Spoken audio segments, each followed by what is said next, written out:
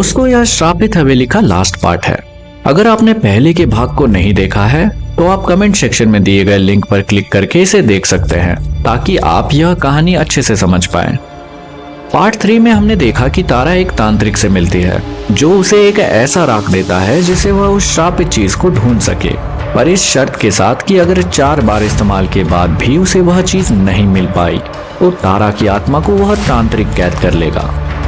तारा के हवेली के अंदर जाने के बाद सब उसका इंतजार करते हैं। रात के करीबन 8 बजे उस हवेली से निकल एक साया सरपंच के घर की ओर बढ़ने लगता है। कहानी शुरू करने से पहले मेरी आपसे एक रिक्वेस्ट है कि आप इस वीडियो को अंत तक जरूर देखें और कमेंट सेक्शन में हमें बताएं कि आपको कहानी कैसी लगी और क्या सुधार किया जा सकता है। आपकी राय हमारे लिए बहुत इंपॉर्टेंट है। अब आगे। धीरे धीरे अंधेरे से निकल तारा उन लोगों के सामने आकर खड़ी हो गई। उसके शरीर पर जगह जगह चोट के निशान थे। वह थोड़ा लड़खड़ाते हुए आगे बढ़ रही थी। सुमन, सरपंच ने तेज आवाज देकर अपने घर में काम करने वाली एक लड़की को बुलाया।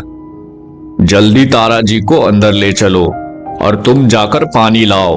सरपंच मुड़कर एक आदमी की ओर इशारा करते हुए बोला। सरपंच ने तारा को अपने घर के आंगन में रखी एक कुर्सी पर बैठने को कहा और उसे पानी का गिलास थमाया। क्या हुआ हवेली में? क्या तुम सफल हुई? पुजारी जी ने परेशान पर शांत आवाज में तारा से सवाल किया। सब बताती हूँ, तारा ने कहा और एक ही सांस में पानी का पूरा गिलास गटक गई। तारा ने बताया। सबके वहां से जाने के बाद उसने साहस जुटाया और उस हवेली के दरवाजे पर लगे धागे को हटाकर अंदर चली गई। हवेली के अंदर धूल की एक मोटी परत जमी हुई थी और दीवारें जगह जगह से सिड़ी हुई थी। मकड़ियों के जाले ऐसे लग रहे थे कि मानो हवेली के चारों ओर एक पतली सी चादर बिछी हो। उसने जैसे ही अंदर कदम रखा उसे अपने कंधों पर एक भारीपन सा महसूस होने लगा। हवेली का आंगन पूरी तरह से लंबी घास और लताओं से ढका हुआ था। उसे महसूस हो रहा था हवेली के हर कोने से कोई उसे ही घूर रहा है। उसने किसी तरह खुद को दिलासा दिया और आगे बढ़ने लगी। वह वहां मौजूद हर एक चीज को टटोलते हुए आगे बढ़ रही थी। इतनी सारी चीजों के बीच उसे समझ नहीं आ रहा था कि आखिर वह किसे श्राप का कारण माने। तभी उसे सामने बने कमरे से कुछ गिरने की आवाज आई। गहरी शांति के बीच उस तेज आवाज ने तारा को चौंका दिया। न चाहते हुए भी उसके अंदर डर की एक लहर दौड़ गई। वह हिम्मत कर आने वाले खतरों के लिए तैयार हो आगे बढ़ने लगी। उसने देखा कमरे में एक तांबे का गमला गिरा पड़ा था। अंधेरे कमरे में दीवार टटोलते हुए वह एक खिड़की के पास जा पहुंची। थोड़ा जोर लगाने पर वह खिड़की खुल गई। रोशनी में उसने देखा पूरा कमरा सड़ा पड़ा था। उसने नजरें घुमाई तो देखा उस कमरे के कोने में पत्थर की एक अजीब सी मूर्ति पड़ी हुई थी। मूर्ति के चेहरे पर एक अजीब सा नकाब था। तारा ने हिम्मत की और उस पर राख डाल दिया। कुछ देर तक सब शांत रहा, लेकिन राख का रंग नहीं बदला। तभी एक झटके के साथ उस कमरे का दरवाजा बंद हो गया। तारा दौड़कर दरवाजे के पास गई और उसे खोलने की कोशिश करने लगी। पूरा होगा लेखा जोखा, एक खतरनाक डरावनी सी आवाज बाहर गूंजी। तारा ने पूरी जान लगाकर वापस दरवाजा खोलने की कोशिश की तो वह खुल गया।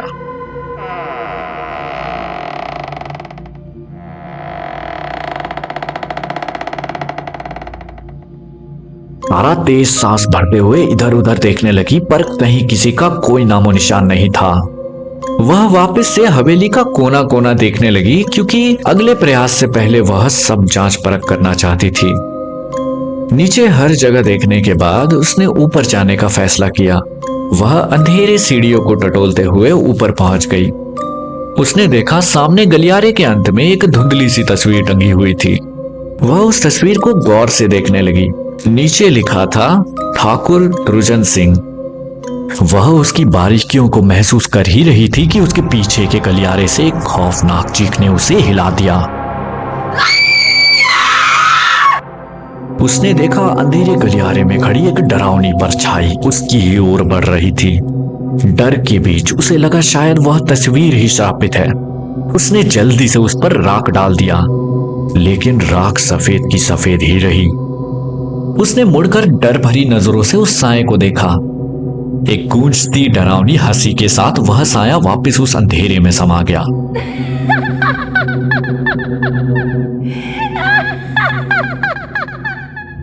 तारा के माथे पर पसीने की बूंद चमकने लगी। उस कोने से आती उस हल्की सी हंसी ने तारा को गुस्से से भर दिया। वह उसी ओर बढ़ने ही वाली थी कि उसे अपनी आंखों के कोने से कुछ दिखा। उसने देखा हवेली के पीछे एक बावली बनी हुई थी। यह वही बावली थी जो कल रात उसके सपने में आई थी। तारा समझ गई वह श्रापित वस्तु उसे कहां मिलेगी। उसके चेहरे पर एक मुस्कान सी तैर गई। वह नीचे उतरने के लिए सीढ़ियों की ओर बढ़ने लगी।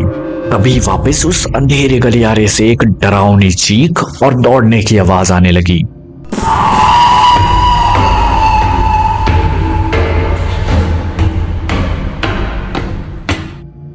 वह थोड़ा घबराई और तेजी से नीचे उतरने लगी। अचानक उसे अपनी गर्दन पर किसी का हाथ महसूस हुआ।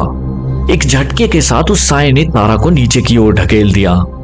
तारा लुढ़कते हुए नीचे जा गिरी।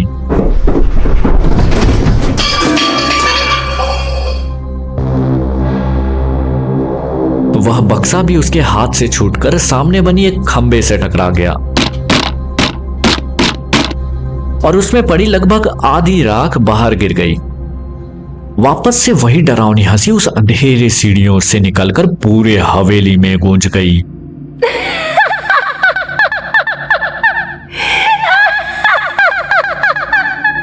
तारा की उम्मीदें टूटने लगी। उसकी आंखों में तीसरे मौके को खोने के आंसू आ गए, पर उसके आंसुओं के बीच आखिरी कोशिश की उम्मीद अभी भी झलक रही थी। उसने अपनी पूरी ताकत जुटाई और एक झटके के साथ उस बक्से को उठाकर उस बावली की ओर दौड़ पड़ी। वह हंसी अब एक गुस्से भरी चीख में बदल गई थी।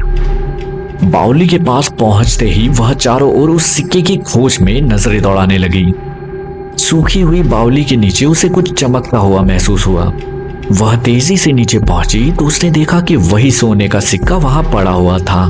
तारा ने जल्दी से बक्से में पड़ी बची हुई राख उस पर उड़ेल दी।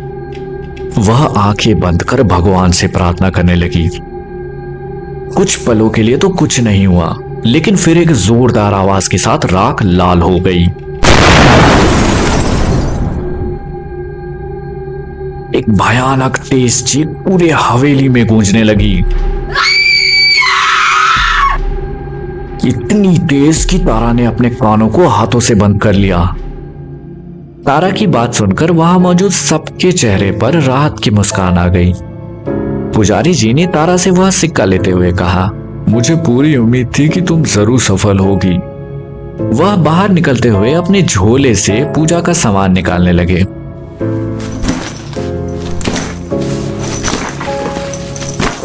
तारा भी लड़खड़ाते हुए घर के बाहर निकलकर वहां बनी सीढ़ियों पर बैठ गई। पर जैसे ही पुजारी जी ने उस सिक्के के ऊपर अपना लाया हुआ जल छिड़का, मीरा की तेज चीख और दरवाजा पीटने की आवाजें आने लगी।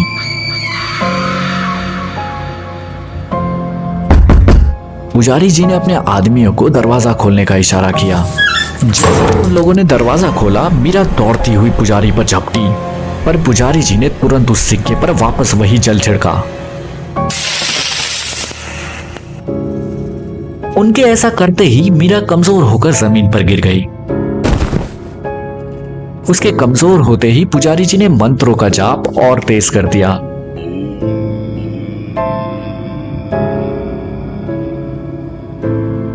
उन्होंने वही लाल लेप मीरा के माथे और उस सिक्के पर लगाया। फिर कुछ मंत्रों का उच्चारण करते हुए उन्होंने उस सिक्के को हवन की आग में डाल दिया।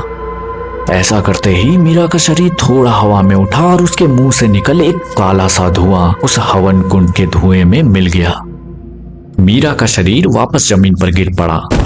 तारा घबराहट में उठ खड़ी हो उसकी ओर बढ़ ही रही थी कि मीरा के शरीर में थोड़ी हलचल सी हुई। उसने धीरे से आंखें खोली और इधर उधर देखने लगी। दी, ये सब क्या है? मीरा ने कराहती आवाज में तारा से पूछा। तारा ने उसे बीता हुआ सब कुछ बताया। हर वो चीज जो उसके उस रात हवेली में जाने से लेकर अब तक हुई थी। तारा ने मीरा को सरपंच, पुजारी जी और सब गांव वालों से धन्यवाद करने बोला और खुद उन लोगों को उसके बुरे वक्त में साथ देने का शुक्रिया अदा किया। अगली सुबह मीरा और तारा वापस शहर जाने के लिए तैयार थे। तभी सरपंच ने तारा को चेक थमाते हुए कहा, तुम्हारे साहस ने हमारे गांव को शाप से हमेशा के लिए मुक्त कर दिया है। अब अपनी माँ की देखभाल करो और उन्हें भी अगली बार लेकर गांव आना।